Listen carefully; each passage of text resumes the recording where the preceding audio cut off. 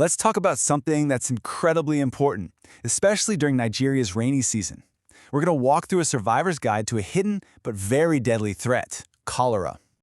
So just to get a sense of how serious this really is, let's start with this number, 30. That is the number of deaths that the Nigeria Center for Disease Control and Prevention reported in just one recent outbreak in June 2024.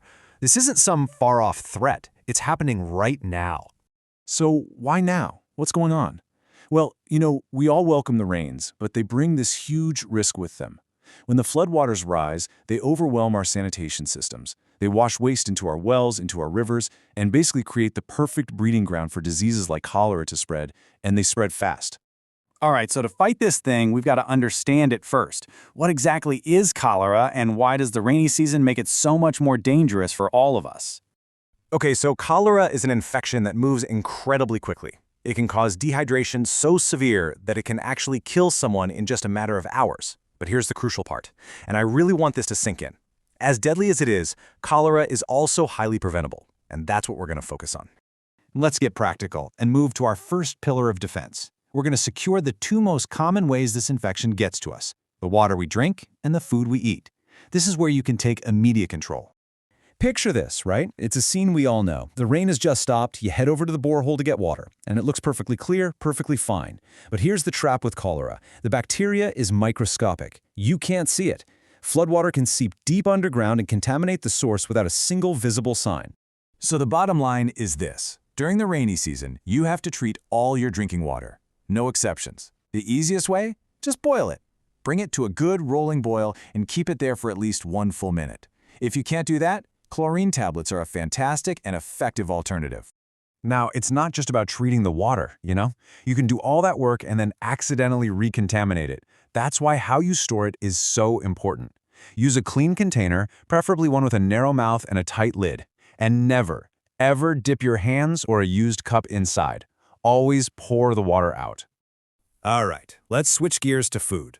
Think about another everyday situation. You're at the market, it's muddy after the rain, those fresh vegetables you're buying or that food from a street vendor, it could have easily been splashed with contaminated water. Okay, listen up. If there's one thing you remember about food safety from our talk today, make it this golden rule: cook it, peel it, or leave it. Seriously, this simple little phrase could be your absolute best defense. So what does that rule actually mean in practice? Well, cook it means you cook your food until it is steaming hot. That kills the bacteria. Peel it means for fruits and veggies, you wash them with your safe, treated water, and you only eat fruits you've peeled yourself. And leave it? Well, if you can't cook it or peel it, it's safer to just let it go. So we've got our water and food locked down. What's next? Our second pillar is hygiene. This is all about building a protective barrier around yourself and your family. Think of it like your personal shield. You know how it is, right? Your kids come running inside, their hands all muddy from playing in puddles. Or maybe you've just used the toilet and you're about to start making dinner.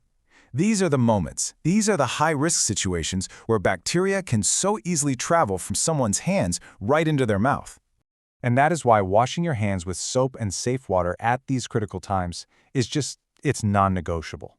It's probably the single most effective way to break that chain of infection before you cook, before you eat, after you use the latrine, and especially if you're caring for someone who is already sick.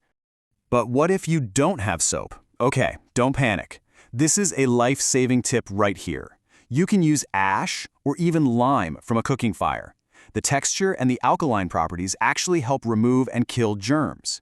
And of course, an alcohol-based hand rub is a great option too. The point is, don't let a lack of soap stop you.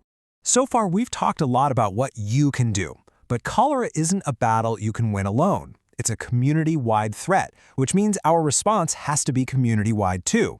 This third pillar is all about looking out for each other and knowing what to do when an emergency streaks. The very first step is knowing what to look for. The number one telltale sign of cholera is a sudden, really severe, watery diarrhea. People often describe it as looking like rice water. Being able to spot this symptom and spot it quickly can literally be the difference between life and death. If you see that symptom in someone, you have to move fast.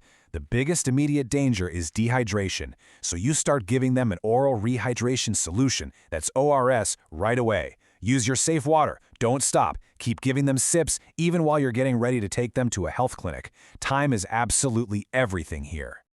Now, we have to talk about something that's, well, it's tough, but it's absolutely vital. Funerals for people who have died from cholera can accidentally become super spreader events. Things like touching the body or serving food at a large gathering are incredibly high risk. The safe way is to let trained staff handle burials and to avoid these large gatherings with food. We've covered water, food, hygiene, and community action. These are the fundamentals. Now, let's talk about the final layer of protection, a modern medical shield that gives us a powerful, long-term defense. The oral cholera vaccine, or OCV, is a real game changer. It's recommended by the World Health Organization. It's safe for just about everyone, including pregnant women, and it gives you solid protection for up to 3 years. It's such a powerful tool to have in our fight against this disease. So the final call to action here is really, really simple. When you hear that health authorities are running a vaccination campaign in your area, please take it seriously. It's an opportunity to give your whole family a proven, effective layer of defense that works right alongside all the other good practices we've talked about. So we've walked through the pillars of prevention: safe water, safe food, good hygiene, watching out for our community, and vaccines. Look, cholera is deadly, there's no question, but it is also beatable. So the question I want to leave you with is this. The rains will always return. The real question is your family going to be prepared?